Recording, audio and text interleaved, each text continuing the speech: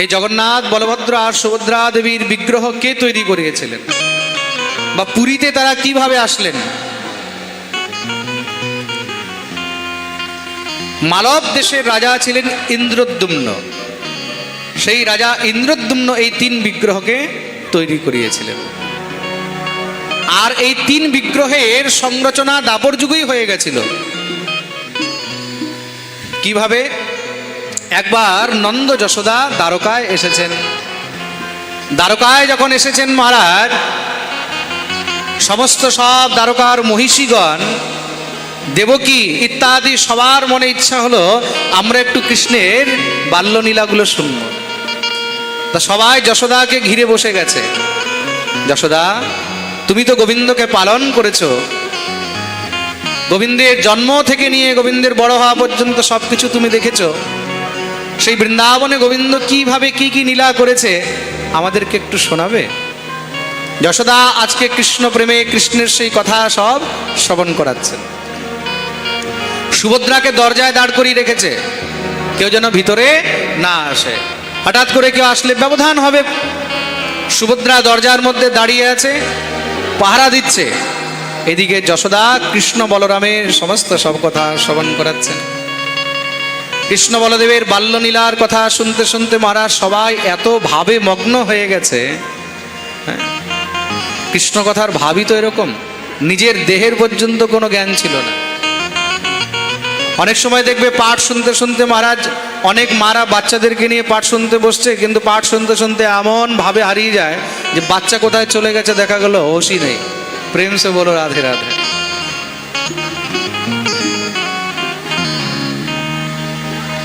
সবাই এমন দিব্য ভাবে আনন্দিত হয়ে সেই গোবিন্দের কথা শুনছে। শুনতে শুনতে সুভদ্রাও একদম ভাবে এসে গেছে। কোন সময় যে কৃষ্ণ বলরাম দুয়ারে এসে গেলেন সুভদ্রাও দেখতে পায়নি। কৃষ্ণ বলরাম দুয়ারে এসে সেখানে তারাও নিজের কথা শুনছে। আর নিজের সেই কথা শুনতে শুনতে কৃষ্ণ বলরামের এমন ভাবের আবেশ শুরু হলো, সে আবেশে তাদের শরীর বিগলিত হতে লেগেছে। দিব্য নিজের প্রেমের আবেশে, নিজের কথা শুনে কৃষ্ণ বলরাম ভাবের আবেশে একদম মহারাজ বিগলিত হতে লাগলেন, মনে হচ্ছে শরীর গলে যাবে। সেই অবস্থায় দেবর্ষি নারদ সেখানে এসে উপস্থিত হলেন। প্রভুর এই প্রকার শরীর গলতে দেখে তো নারদ আর থাকতে পারলেন না, জোরে মহারাজ ধ্বনি দিয়ে উঠেছেন নারায়ণ নারায়ণ। শব্দ শুনেই সবাই স্তম্ভিত হয়ে গেলেন। এই কি প্রভু, আপনার এই কি দশা? শুধু কৃষ্ণ বলরাম নয়, সুভদ্রাও সেই দিব্য কথা শুনে তিনিও বিগলিত হয়ে যাচ্ছেন। প্রভু, আপনার এই রূপ তো আমি কখনো দেখিনি। অদ্ভুত রূপ, ভগবান একদম চমৎকার হয়ে উঠেছেন, চমকে উঠেছেন মনে হয়। চোখগুলো বড় বড় হয়ে গেছে, হাত পা গুলো একদম সংকীর্ণ হয়ে গেছে ভগবানের। মা শোনাচ্ছে আর গোবিন্দ শুনছে, বলরাম শুনছে, সুভদ্রা শুনছে। দেবর্ষি নারদ বললেন, প্রভু এই অদ্ভুত রূপ আজকে আমি প্রথম দর্শন করলাম। ভগবান বললেন, নারদ, কলিযুগে আমার এই রূপ সংসারের মধ্যে জগন্নাথ নামে পূজিত হবে। বলিয়ে জগন্নাথ ভগবান কি। সেই জগন্নাথ বলভদ্র আর সুভদ্রাকে রথে বসিয়ে সমস্ত গোপীগণ টানতে লাগলেন যে আমরা বৃন্দাবন নিয়ে যাব। সেই গোপী ভাব নিয়ে আজও জগন্নাথ বলভদ্র আর সুভদ্রাকে সমস্ত ভক্তগণ টেনে থাকেন। শ্রী গৌর হরি সেই ভাবেই জগন্নাথ বলভদ্র সুভদ্রার রথকে টেনেছিলেন। তা কলিযুগে জগন্নাথ কি করে আসলেন? সত্যযুগের দেবতা হলেন নীলমাধব। নীলাচলের মধ্যে ব্রহ্মাদ্রি পর্বতের উপরে নীলমাধব সেখানে গুফার মধ্যে ছিলেন। শবর জাতির রাজা, মানে যে জঙ্গলের মধ্যে বনবাসী হয় না, বনবাসীদের আলাদা আলাদা জাতি হয়, কোল, ভীল, শবর। সেই শবর জাতির রাজা নাম হলো বিশ্বাবসু। সেই বিশ্বাবসু তিনি জঙ্গলের মধ্যে শিকার করতে করতে একদিন এক গুফার মধ্যে তিনি নীলমাধব ঠাকুরকে পেয়েছেন। নীলমাধব ঠাকুরকে পেয়ে নিত্য তিনি নীলমাধবের সেবা করতেন। আর নীলমাধবের সেবার প্রভাবে তিনি শিকার করা বন্ধ করে দিয়েছেন।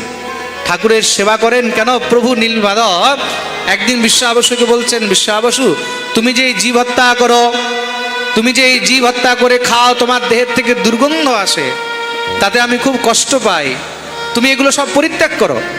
বিশ্বাবসু প্রভুর জন্য সেই সমস্ত সব পরিত্যাগ করে দিয়ে দিব্য নীলমাধবের সেবা আরম্ভ করলেন।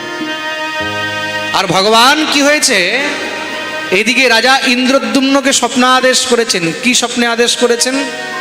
রাজন, আমি তোমার এই নীলাচলের মধ্যে নীলমাধব হয়ে এখানে গুফার মধ্যে পড়ে আছি, তুমি আমাকে এখান থেকে নিয়ে যাও আর তুমি আমার সেবা করো। রাজা নিজের 4 জন মন্ত্রীকে চারদিকে পাঠালেন, 4 দিশার মধ্যে। তার মধ্যে একজন মন্ত্রী, তার নাম হলো বিদ্যাপতি, তিনি ছিলেন ব্রাহ্মণ। মন্ত্রীর মধ্যে তো সব জাতি থাকে, 4 জন মন্ত্রীকে যে পাঠিয়েছেন তার মধ্যে এক শ্রেষ্ঠ মন্ত্রী, পরম বিদ্বান বুদ্ধিমান জাতিতে ব্রাহ্মণ, নাম ছিল বিদ্যাপতি। তিনি মহারাজ খুঁজতে খুঁজতে ব্রহ্মাদ্রি পর্বতের মধ্যে চলে গেছেন। ব্রহ্মাদ্রি পর্বতের মধ্যে গিয়ে উপস্থিত হয়েছেন। সেখানে পাশেই খুব সুন্দর নদী রয়েছে, সেই নদীর নাম হলো মহানদী। আপনারা যদি কোনো সময় নীলমাধব দর্শন করতে যান, সেই নীলমাধবের ব্রহ্মাদ্রি পর্বতের নিচেই দেখবেন মহানদী সেখানে বইছে। কেউ আপনাদের মধ্যে নীলমাধব গেছে? গেলে একটু হাত উপরে করো তো দেখি। বাস মাত্র 3-4 জন। আচ্ছা, জগন্নাথপুরী কে কে গেছে? তারা হাত উপরে করো তো।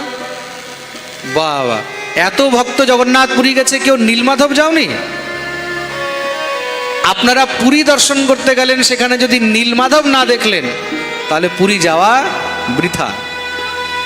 জগন্নাথপুরী গেলে 3টি বিগ্রহ অবশ্যই দর্শন করতে হবে, অন্যথা আপনার পুরী যাওয়া বৃথা। কি কি? প্রথম হলো জগন্নাথ, দ্বিতীয় হলেন আলারনাথ, আর তৃতীয় হলেন নীলমাধব।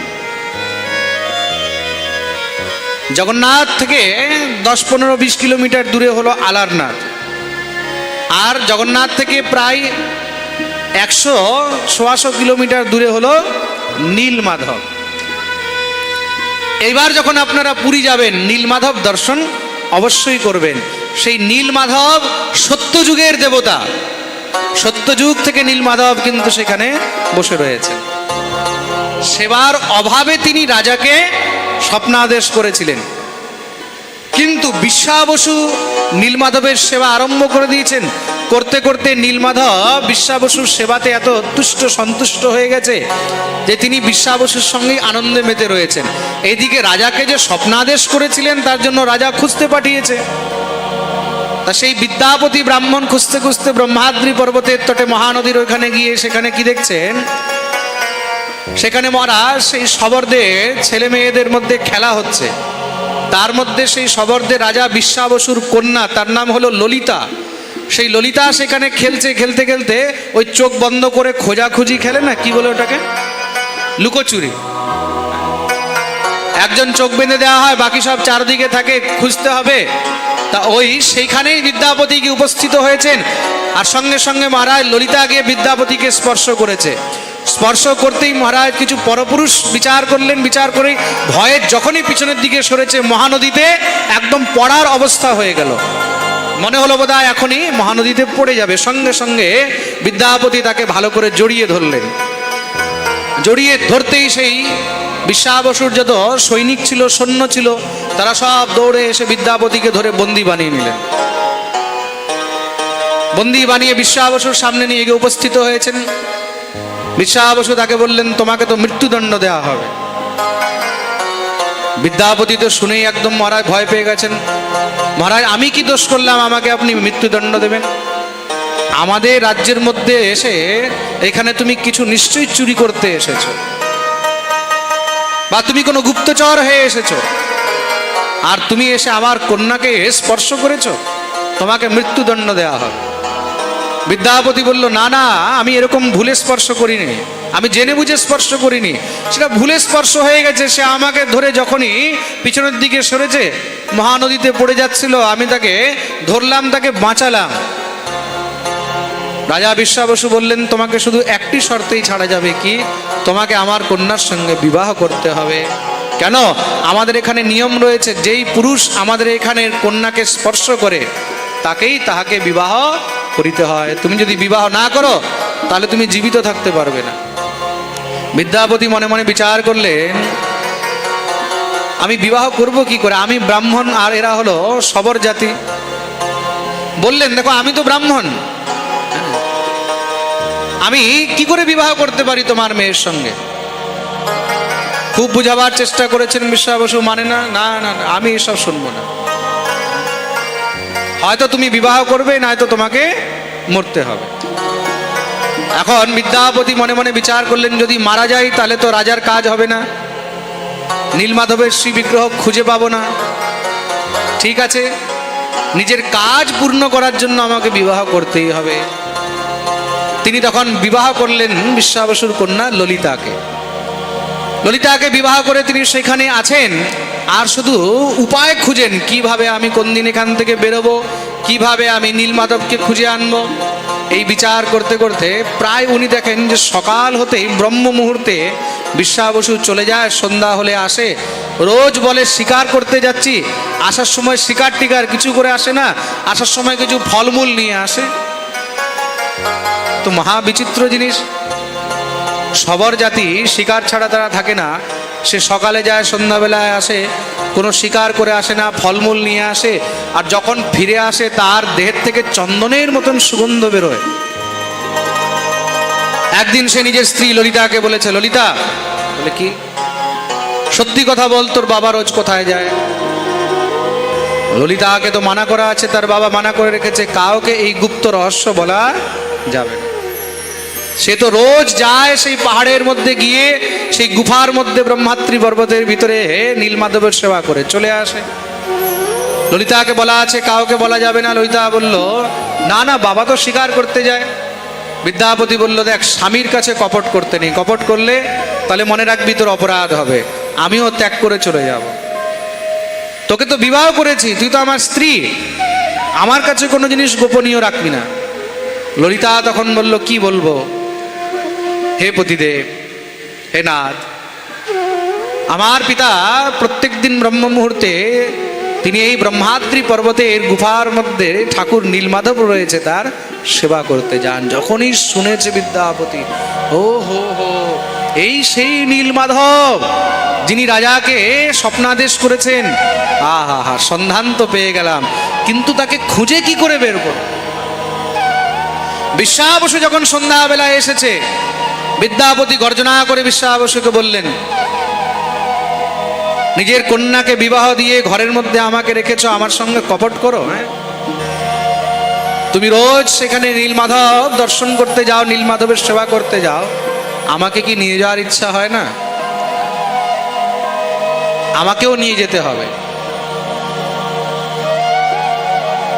বিশ্বাস বসু বিচার করলেন, জামাই বলেছে নিয়ে তো যেতে হবে, নাহলে জামাই রেগে যাবে। কিন্তু মনে মনে ভয় রয়েছে, কিসের? যদি নীলমাধবকে নিয়ে চলে যায়। বিদ্যাপতি এখানে এসেছে কোন কারণে এসেছে, কিসের জন্য এসেছে, বিশ্বাস বসু তো জানে না। মনে মনে ভাবলো, সত্যিই কি এখানে নীলমাধবকে খুঁজতে এসেছে? যদি নিয়ে চলে যায়, আর নীলমাধব তো বিশ্বাস বসুর প্রাণ হয়ে গেছে, নীলমাধবের সেবা ছাড়া বিশ্বাস বসু আর থাকতে পারে না।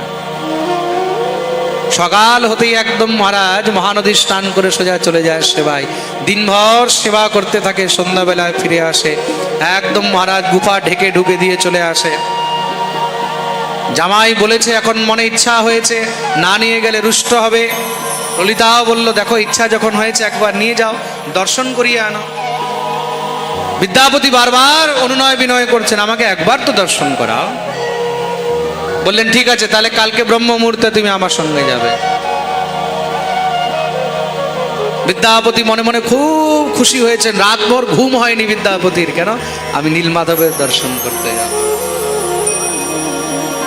সকালবেলায় যখনই মহারাজ যেতে লাগলেন, যার সময় হঠাৎ করে তিনি স্ত্রী ললিতাকে বললেন, ললিতা, একটা কাজ করতো, আমাকে কিছু ধান্য দিয়ে দে, ধান্য। কেউ বলে গম দিয়েছিল, কেউ বলে শস্য দিয়েছিল। গমও ধান্য, শস্য ধান্য, সপ্ত ধান্যের মধ্যে এগুলো ধান্য। ললিতা বলল, কিসের জন্য? বলে, দেখ, ঠাকুর দর্শন করতে যাব তো, খালি হাত দর্শন করতে নেই। আমি পাঠে বলি না, সংসারের মধ্যে কিছু জায়গা আছে যেখানে খালি হাত যেতে নেই। কোথায়? ঠাকুর বাড়ি, মানে মন্দিরে গেলে কখনো খালি হাত যেতে নেই, গুরুর বাড়ি, গুরুর কাছে গেলে খালি হাত যেতে নেই, পাঠে কীর্তনে বন্ধুর বাড়ি এগুলোতে গেলে খালি হাত যেতে নেই। কিছু না কিছু অর্পণ অবশ্যই করা উচিত, অন্যথা দোষ হয়। তা আমি দর্শন করতে যাচ্ছি, আমার কাছে তো কিছু নেই, তুই আমাকে কিছু ধান্য দে। সঙ্গে সঙ্গে মহারাজ দুই হাতে ধান তুলে দিয়ে দিলেন। ধান নিয়ে একটা মহারাজ পটলির মধ্যে বেঁধে কোমরে চলছেন। কেন? বিশ্বাস বসু মহারাজ যাওয়ার সময় বলেছে, তোমার চোখ বন্ধ করে নিয়ে যাব, তোমার চোখ বন্ধ করিয়ে নিয়ে যাব। চোখের মধ্যে কাপড় বেঁধে মহারাজ নিয়ে যাচ্ছে। বিদ্যাপতি জানে চোখ বন্ধ করলে আমি তো রাস্তা চিনতে পারবো না, জানতে পারবো না। তা বিদ্যাপতি যখন চলছে পিছনে পিছনে, ও আস্তে আস্তে আস্তে আস্তে করে দুইটা চারটা করে সেই ধান রাস্তায় ফেলে দিয়ে যাচ্ছে। যখন গিয়ে উপস্থিত হয়েছে নীলমাধবের সম্মুখে, চোখের কাপড় খুলেছে, সামনে নীলমাধব দর্শন করে একদম আপ্লুত হয়ে গেছে। আবার চোখ বেঁধে ফিরিয়ে নিয়ে এসেছে। দেখতে দেখতে মহারাজ কিছুদিন পেরিয়ে গেল, রাত গাই বাত গাই, দিন পেরিয়ে গেছে, বিদ্যাপতিও আর কিছু বলেনি। দেখতে দেখতে পূর্ণিমার রাত্রি এসেছে। পূর্ণিমার রাত্রিতে একটু আলো হয়। এইদিকে মহারাজ ওই যে ধানগুলো ফেলেছিল, প্রায় 8-10 দিন হয়ে গেছে, আস্তে আস্তে তার থেকে গাছ উঠে গেছে। পূর্ণিমা রাত্রিতে হঠাৎ করে বিদ্যাপতি বলল, আমি একটু যাই ঘুরে আসি। বলে সঙ্গে সঙ্গে মহারাজ ওই যে ধান ফেলে ফেলে যেখানে গেছিল সেখানে তো গাছ উঠে গেছে। ওই গাছগুলোকে দেখে দেখে দেখে দেখে দেখে দেখে দেখে দেখে একদম চিহ্নিত করেছিল না, সোজা গিয়ে পৌঁছে গেছে কোথায়? নীলমাধবের কাছে। সেখানে গিয়ে একদম নীলমাধবের চরণে পড়ে কাঁদতে লেগে গেছে। প্রভু, আমি তোমাকে নিতে এসেছি, কতদিনের অপেক্ষা ছিল তোমাকে নেয়ার জন্য। নীলমাধবকে যখনই মহারাজ নেয়ার জন্য তিনি উদ্যত হয়ে ধরতে গেলেন, নীলমাধব অন্তর্ধ্যান হয়ে গেলেন। অন্তর্ধ্যান হতেই তো একবার সে কাঁদতে লেগেছে, প্রভু এই কি তুমি অন্তর্ধ্যান হয়ে গেলে? তুমি তো রাজাকে আদেশ করেছিলে যে তুমি রাজার কাছে গিয়ে সেবিত হবে, তুমি অন্তর্ধ্যান হলে কেন? নীলমাধব বললেন, বিদ্যাপতি আমি আর এই জায়গা ছেড়ে কোথাও যাব না। কেন? বিশ্বাস বসুকে ছেড়ে আমি আর যেতে পারবো না। আমি বিশ্বাস বসুর সেবায় সন্তুষ্ট হয়েছি। কিন্তু প্রভু যদি আমি আপনাকে না নিয়ে যাই, তাহলে রাজা মনে করবে যে আমি আপনাকে খুঁজিনি। এত দীর্ঘদিন পর্যন্ত এখানে থেকে আপনাকে না নিয়ে গেলে তো রাজা আমাকে দণ্ডিতও করতে পারে। আপনি কৃপা করে একবার আমার সঙ্গে চলুন। নীলমাধব বললেন, কিন্তু মনে রাখবে আমি যাব, গিয়ে ওখানে থাকবো না। নীলমাধবকে নিয়ে উপস্থিত হলেন মহারাজ। রাজা যখনই নীলমাধবকে দর্শন করেছেন, ঠাকুরের জন্য দিব্য মন্দির তৈরি হবে, সব কিছু তৈয়ারি হচ্ছে, নীলমাধবকে রাখা হয়েছে। রাত্রিবেলা নীলমাধব আবার অন্তর্ধ্যান হয়ে গেলেন। সকাল হতেই মহারাজ চারদিকে সব ছড়িয়ে গেছে, নীলমাধব নেই, নীলমাধব। এইদিকে বিশ্বাস বসু যখন নীলমাধবকে দেখতে পায়নি, সে তো হাওয়া করে কাঁদতে লেগে গেছে, গুফার মধ্যে বসে কাঁদছে। যখনই নীলমাধব সেখানে প্রকট হয়েছেন, সঙ্গে সঙ্গে নীলমাধবকে জড়িয়ে ধরেছে, বলিয়ে নীলমাধব ভগবান কি। প্রভু তুমি কোথায় গেছিলে? নীলমাধব বললেন, বিশ্বাস বসু আমাকে বিদ্যাপতি নিয়ে গেছিল, কিন্তু তোকে ছেড়ে আমিও আর থাকতে পারবো না, আজ থেকে আমি এখানেই থাকবো। এদিকে তো রাজা কাঁদতে লেগেছে, প্রভু আমার কাছে এসে কেন চলে গেলেন? রাত্রিবেলায় বিদ্যাপতি তো জানতেন যে প্রভু তো এখানে থাকবেন না। স্বয়ং ভগবান রাজা ইন্দ্রদ্যুম্নকে স্বপ্নাদেশ করলেন, রাজন তুই চিন্তা করিস না, তোকে যখন আমি বলেছি তোর কাছে থাকবো, আমি তোর কাছে থাকবো, কিন্তু এই রূপে নয়, আমি তোর কাছে জগন্নাথ রূপে থাকবো। তোর কাছে সমুদ্রের মধ্যে সেখানে বিশাল একটি দারু মানে কাষ্ঠ ভেসে আসবে। কোথা থেকে? দ্বারকা বন। দ্বারকা বন মানে দ্বারকা থেকে। সেখান থেকে দিব্য সেই কাষ্ঠ তোর কাছে ভেসে আসবে সমুদ্রে। সেই কাষ্ঠ থেকে তুই আমার 3টি বিগ্রহ নির্মাণ করবি। কি কি? জগন্নাথ, বলভদ্র আর সুভদ্রা। দেখতেই দেখতে মহারাজ সেই কাষ্ঠ এসে সমুদ্রের ধারে উপস্থিত হয়েছে। আর যেই জায়গায় সেই কাষ্ঠ এসে উপস্থিত হয়েছিল সেই জায়গার নাম হলো চক্রতীর্থ। জগন্নাথ পুরীর মধ্যে এখনো সেই চক্রতীর্থ জায়গাটা রয়েছে। সেই দারু নিয়ে এসে উপস্থিত হলেন। দারু মানে কাষ্ঠ, কাঠ। এখন বিগ্রহ কিভাবে নির্মাণ হবে? সব কারিগরকে ডাকা হয়েছে, তোমরা জগন্নাথ বিগ্রহ তৈরি করবে। কেউ জানেই না যে জগন্নাথ কেমন, জগন্নাথের বিগ্রহ কেমন হবে। জগন্নাথকে তো কেউ দেখেনি। রাজার তো চিন্তা বেড়ে গেল, তাহলে বিগ্রহ কে তৈরি করবে? ভগবান কি করলেন? বিশ্বকর্মাকে পাঠালেন, যাও তুমি গিয়ে বিগ্রহ তৈরি করো। বিশ্বকর্মা বৃদ্ধ ব্রাহ্মণ রূপ ধারণ করে এসেছেন। বিশ্বকর্মা এসে রাজাকে বললেন, রাজন তুমি কারিগর খুঁজছো জগন্নাথ বিগ্রহের জন্য? বলে হ্যাঁ হ্যাঁ। বলে আমি বানাবো। তুমি কি করে বানাবে? বলে আমি নিজের বাপ ঠাকুর দাদাদের মুখে জগন্নাথের বিষয়ে শুনেছিলাম, আমি জানি জগন্নাথ কেমন। তুমি বানাতে পারবে এই বয়সে? বলে চিন্তা করো না, আমি বানাতে পারবো, কিন্তু মনে রাখবে আমি যখন বিগ্রহ বানাতে যাব 21 দিন পর্যন্ত তোমরা কেউ আমাকে বাধা দেবে না। দরজা বন্ধ থাকবে, আমি কারোর সামনে কাজ করব না। একান্তে একা দরজা বন্ধ করে আমি বিগ্রহ তৈরি করব। মনে রাখবে যদি তোমরা কেউ দরজা খুলেছো তাহলে আমি আর বিগ্রহ নির্মাণ করব না। সেই বৃদ্ধ ব্রাহ্মণ রূপে মহারাজ তিনি বিগ্রহ তৈরি করতে আরম্ভ করলেন। এখন বিগ্রহ তৈরি করছেন, ভিতর থেকে আওয়াজ আসছে। বিগ্রহ তৈরি করলে এখন কাঠের কাজ করলে আওয়াজ তো হবে, ঠাক ঠুক ঠুক ঠাক কিছু আওয়াজ হচ্ছে। দেখতে দেখতে মহারাজ 2 দিন 4 দিন 5 দিন 10 দিন হয়ে গেল। আওয়াজ হচ্ছিল 11 দিন থেকে আর আওয়াজ হচ্ছে না। 1 দিন হলো, 2 দিন হলো, 3 দিন হলো, 4 দিন হলো, 14 দিন হয়ে গেছে মহারাজ। ইন্দ্রদ্যুম্ন রাজার স্ত্রী, তার নাম হলো গুন্ডিচা। তার নাম হলো গুন্ডিচা। গুন্ডিচার তো চিন্তা হয়ে গেছে, স্ত্রী জাতি তো, স্ত্রী জাতির মধ্যে একটু মায়া মমতা তো থাকে। রাজাকে বললেন, একটি কথা বলবো? বলো বলো দেবী। এই বৃদ্ধ ব্রাহ্মণ মূর্তি তৈরি করতে ঢুকেছে, আজকে 14 দিন হলো না খেয়ে দিয়ে সেখানে কাজ করছে। আগে তো তাও আওয়াজ শোনা যাচ্ছিল ঠাকঠুক ঠুকঠাক। 3-4 দিন হয়ে গেছে কোনো আওয়াজ শুনতে পাচ্ছি না। কোথাও আবার মরে টরে যায়নি তো? ব্রাহ্মণ যদি মরে যায় তাহলে তো আমাদের উপরে ব্রহ্মহত্যার দোষ লাগবে। চলো একবার গিয়ে দেখি। রাজা বললেন, দেখো সে বলেছে 21 দিন পর্যন্ত দরজা খুলবে না। রানী বলল, আরে যদি মরে যায় তাহলে আমরা কি করব? ব্রহ্মহত্যার দোষ লেগে যাবে, যা হবে হবে, চলো। রাজা রানী দুইজন চিন্তিত হয়ে মহারাজ আর থাকতে পারলেন না। কাছে গিয়ে ডাকছেন দরজার বাইরে থেকে, ও বিপ্রদেব, ও ব্রাহ্মণদেব, ও বিপ্রদেব। কোনো সাড়া নেই, শব্দ নেই, কিছুই নেই।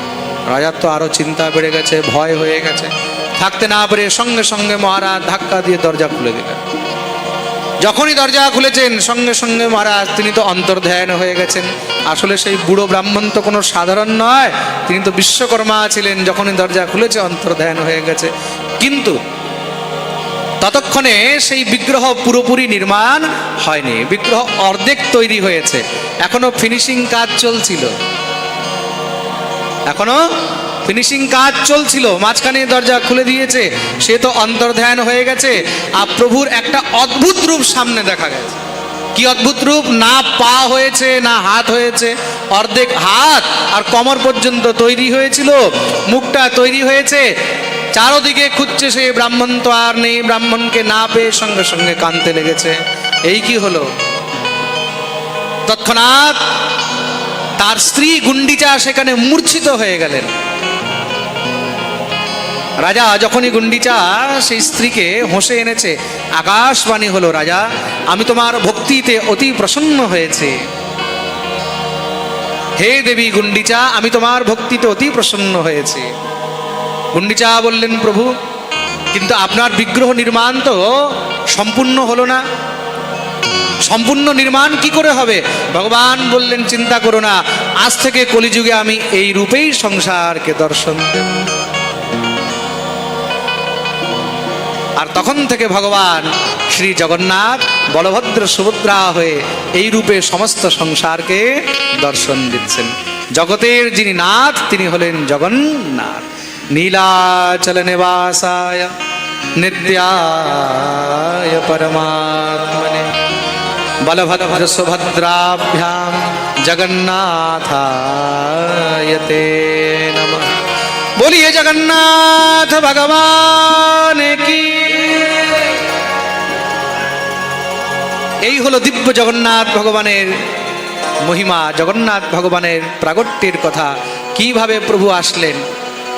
আর সেই জগন্নাথ ভগবানের প্রাগট্য দিবসে তাকে অভিষেক করা হয়, স্নান ইত্যাদি করানো হয়, তা প্রভুর জ্বর চলে আসে। ওই যে 14 দিন নির্মাণ হয়েছিল, 14 দিন প্রভু বন্ধ থাকেন, কেউ তাকে দেখে না। 15 দিনের দিন ভগবানকে বাইরে নিয়ে আসা হয়, আর তৎপশ্চাৎ ভগবানকে শৃঙ্গার করে সুন্দর সাজিয়ে রথে বসিয়ে নিয়ে যাওয়া হয়। কোথায়? গুন্ডিচা, যেখানে রানী থাকতেন সেই রানীর ঘরে গুন্ডিচার এখানে ভগবানকে নিয়ে যাওয়া হয়। ঠাকুর সেখানে বিশ্রাম করেন, বিশ্রাম করে তৎপশ্চাৎ আবার ভগবানকে মন্দিরে নিয়ে আসা হয়। बोलिए जगन्नाथ भगवान।